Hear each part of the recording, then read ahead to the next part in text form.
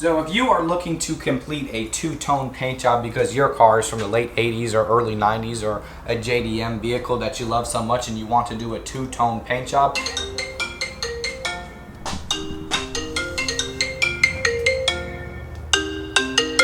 come on, bro. Hello? Hi, this is Emma, and I'm calling about the property at 320 Sandale Court. Emma, what do you know about a two-tone paint job? Sorry? What do you know about a two-tone paint job? I got some bumpers I gotta do. The top half's gotta be black OEM plastic. The bottom half's gotta be base coat. What do you know about that?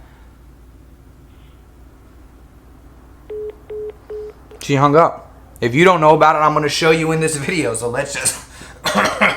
Ooh, I still kind of don't have my voice back. So let's just get started. Emma doesn't know about it, but by the end of this video, you will know about it. And now, you're watching the stanced out RX-8 that was put together so poorly it decided Ejectocito cuz was a better option of life channel of YouTube. Welcome to Bodie Vision. Hey, so what is up and welcome, and thank you so much for joining me on yet another video. My voice fully isn't back all the way, but I'm doing alright. I'm doing a lot better. I decided it was time to pick up the camera and get going. So in this video, at the end of the video, I'll get into a little bit more detail on how you would do it if you wanted to do a gloss clear coat over the entire thing. That would actually be an easier process and actually be less steps than what I'm going to do. So you would just follow my exact process except change it just a little bit. But I'm going to show you for a more difficult process, and that more difficult process is going to be beige base coat. We're just going to call that color number 1, and it's also going to be black base coat, but the beige is going to get a gloss clear, the black is going to get a flat clear. So the first thing that we want to do is think about what is going to be similar for the entire thing. So the only thing that the entire thing is going to get is going to be sealer. So we're just going to go ahead and seal in the entire thing.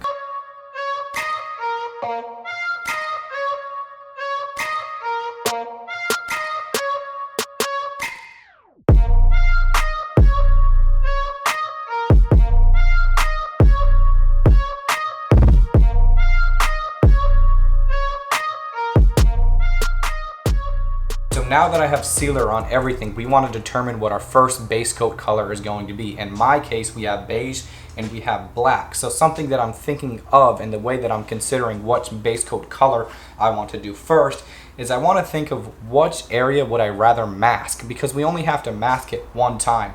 The first round of base coat can go on everything, and then that can be masked off and then precisely dialed in for the second color. So with the grill, I don't want to mask each and every individual fin and the perimeter. It's just a really complex shape and whatnot. So I'm going to pick beige as my color number 1. Beige is going to go all over the grill. It's going to go all over the bumper. I just really want to make sure I get it in the areas that it's needed to be. And then all I'm going to have to do is tape off the perimeter of the grill, and then I can paint that black. It's going to be a lot less masking. So color number 1, figure out which color you would rather mask off and then do that color first.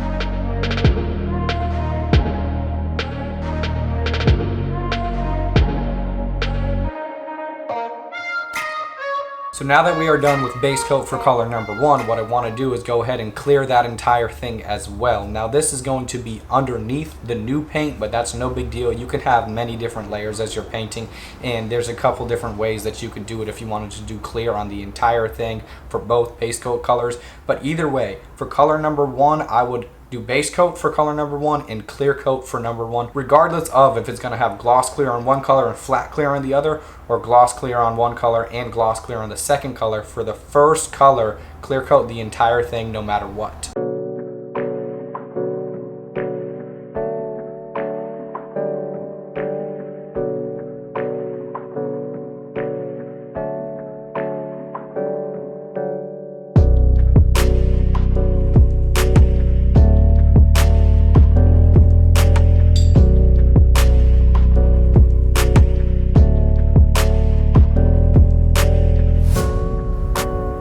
So now that it's been about 24 hours and my temperature of about 80 degrees over here in Florida, for 75 to 80 degrees, 24 hours seems to be okay. If it's colder in your area, maybe give it a little more time to dry. But now we want to mask off all of the areas that we want to remain that color number one, that beige. Now we just got to do the perimeter of the grill, and everything else around the grill is going to be masked off. The grill is just going to go black, and then also that upper half. Now the reason why we clear coat in both circumstances, no matter what, whether it's gloss and gloss or gloss and flat, for this number one color, the fact that we're going to be masking it, I want clear to be on it. That's just a nicer, stronger shell to be putting tape on top of. To put tape on top of base coat gets a little bit risky, and then also as you're painting your second color, it's inevitable that some of that color is going to seep into that masked area. Now if you get a little bit of overspray on clear coat, you can just get it off right away, just sand it down with some 1000 grit, 1500 grit, 2000, whatever, buff it out. You might even be able to just buff it out anyways, it's no big deal. If you get overspray on base coat, there's pretty much nothing you can do. If you try to sand it smooth, you're gonna break through. So that's why I recommend doing base coat and clear coat for color number one, no matter what.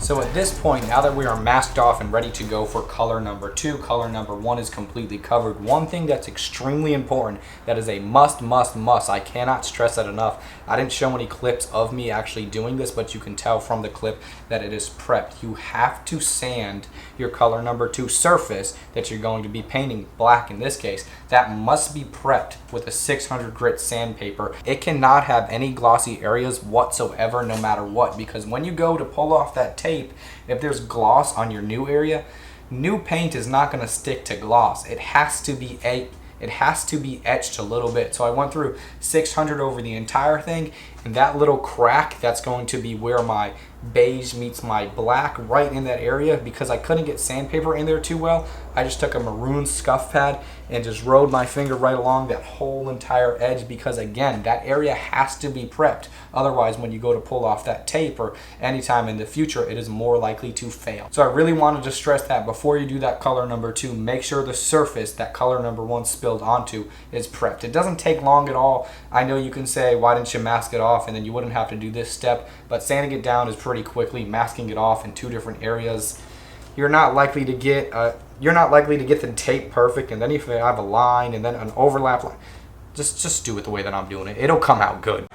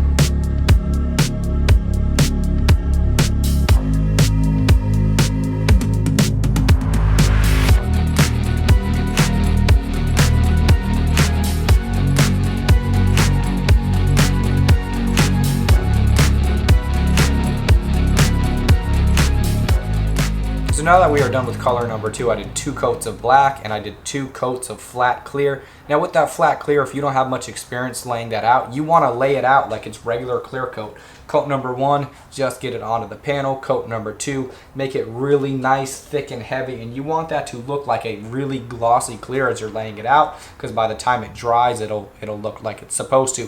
If you spray it like flat looking, by the time it dries, it's going to be all rough and textured and not nice. So with flat clear coat, spray it just like regular clear coat. The product will do the work. You don't do the work for the product. Now also with this, I wanted to stress that you got to go ahead and pull that tape. I pulled it within, I think, 3 to 5 minutes. I cleaned out my paint gun, then I pulled that tape right off. If you wait too long and the paint dries, it's going to dry on top of that tape. Then when you pull it, it's not going to split like what you'd want it to. It's going to pull paint with it and it's not going to look good. So pull that tape line right away. You got to be careful to not touch the paint that is still wet or not let your shirt land into it. Speaking of which, this shirt is on the site real nice. Put a little plug right there. So pull the tape right away and you shouldn't have any problem with separation.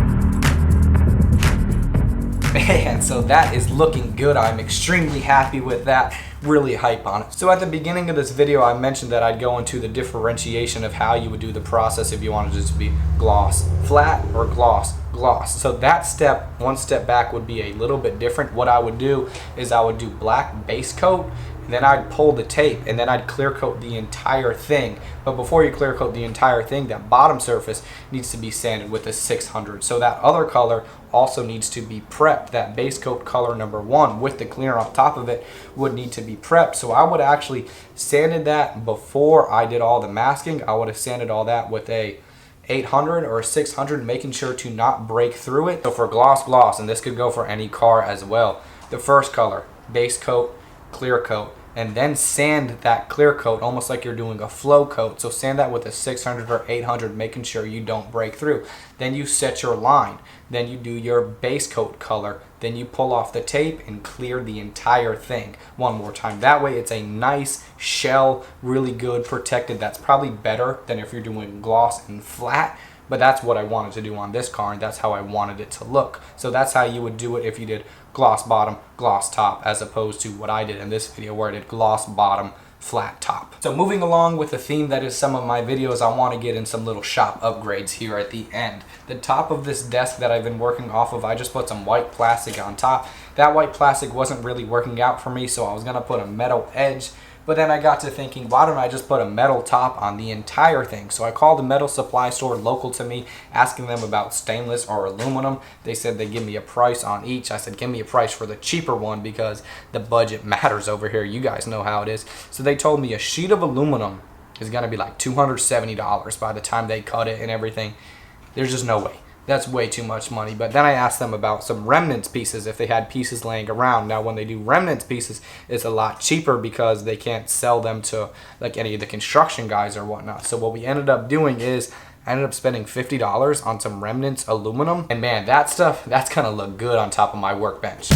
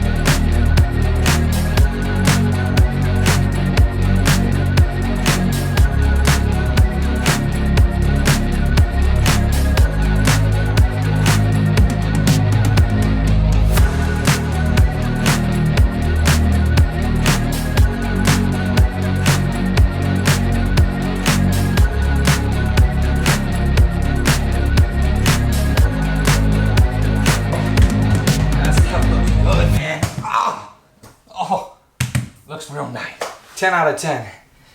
Oh, wouldn't recommend doing that. Looks nice. So I didn't want to put any screws through it.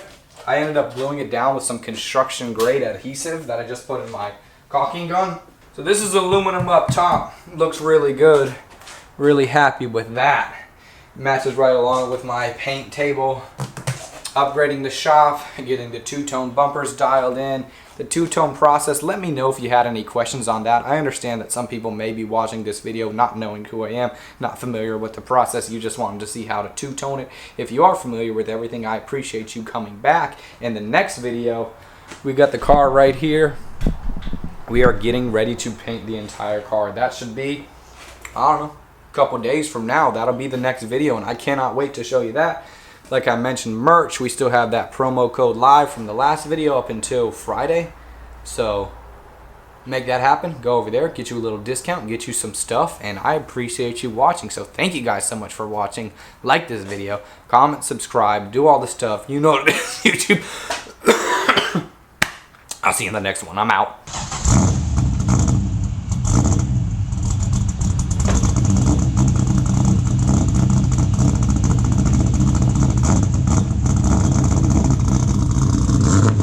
Also, bro, don't forget to subscribe. We're trying to get to 100K. Let's make that happen.